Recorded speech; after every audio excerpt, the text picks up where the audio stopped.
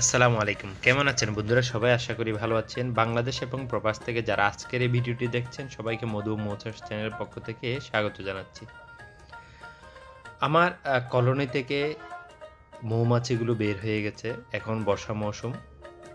হঠাৎ আমি দেখতে পাই, এসে ঝুড়ির ভেতর আবদ্ধ করি। কেন বের হয়েছে এবং আবদ্ধ করে আবার ঢুকিয়ে দিচ্ছি বিস্তারিত আপনাদের সাথে আমি শেয়ার করতেছি এবং আমি অলরেডি ধরে নিয়ে ফেলেছি ঝুড়ির ভিতর। হাতে রেখেছি। আমি তেমন বেশি প্রস্তুতি নিতে পারিনি। হঠাৎ করেই ধরে ফেলতে হয়েছে। কেননা আমার আশেপাশে অনেক উঁচু, উঁচু গাছ আছে। হঠাৎ মৌমাছি যদি উঁচু গাছের ঢালে উঠে বসে তাহলে নামানো আমার জন্য অনেক কষ্ট হয়ে যাবে। সাধারণত আমরা মৌমাছি ক্যাপচার করার পর কলোনিতে একটা কুইন গেট দিয়ে থাকি।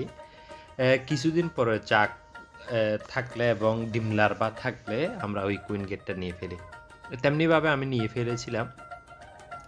তবে বর্ষা মৌসুমে মৌচাকে অর্থাৎ মৌ কলোনিতে তেলাপোকা, টিকটিকি, ভিমরুল আরও বিভিন্ন ধরনের পতঙ্গ আক্রমণ করে। মৌমাছি খায়, কারণ প্রকৃতিতে খাবারের অভাব থাকে এ সময় এবং মৌমাছিও বৃষ্টির কারণে কলোনি থেকে বের হতে পারে না।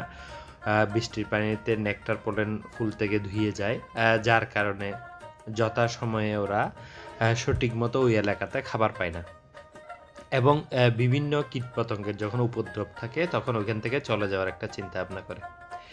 এই জন্য আমাদের বর্ষা মৌসুমে কিছু আর্টিফিশিয়াল খাবার দিতে হয়, অর্থাৎ চিনির সাথে 4:1 পানি মিশিয়ে একটা বাটিতে করে পানির সাথে মিশিয়ে পাতা দিয়ে উপরে দিলে ওরা মোটামুটি কিছুটা খাবার পায় এবং টিকে থাকে, নয় অন্যত্র চলে যায়। এছাড়াও কুইন গেটটিও ছিল না, এমন অবস্থা হয়েছে আমি নিজেও আমার অন্যান্য কাজের ব্যস্ততার কারণে ঠিকমতো পরিচর্যা করতে পারিনি।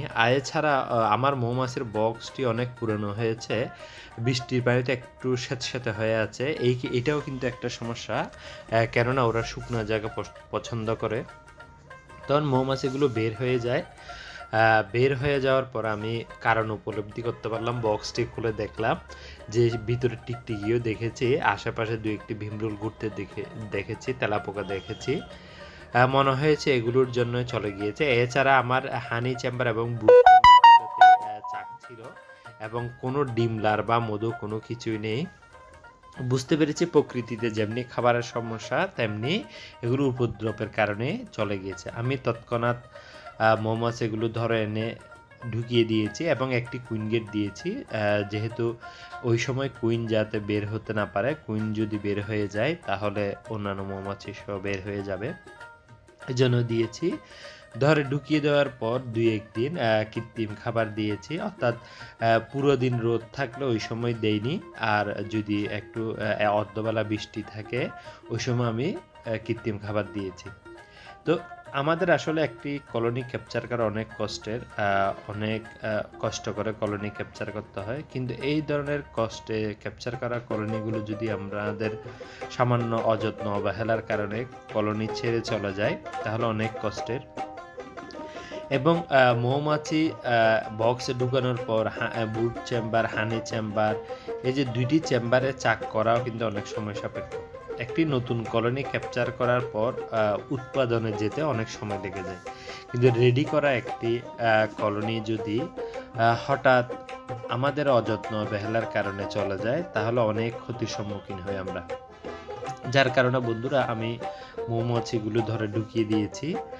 যারা বাংলাদেশ এবং ইন্ডিয়া থেকে অনেকে আমার ভিডিওতে কমেন্ট করে থাকেন, আপনারা কোন কোন জায়গা থেকে ভিডিওটি দেখছেন অবশ্যই কমেন্ট করবেন। এতে করে আশেপাশে যারা মৌ চাষ করে ওদের সাথে একটা পরিচিতি বা সখ্যতা গড়ে উঠবে, একে অপরকে হেল্প করতে পারবে।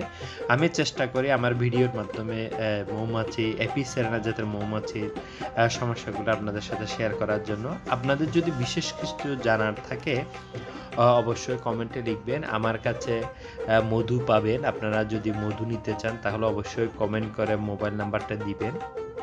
আমি চেষ্টা করব আমার পেজের লিঙ্কটা ডেসক্রিপশনে দেওয়ার জন্য।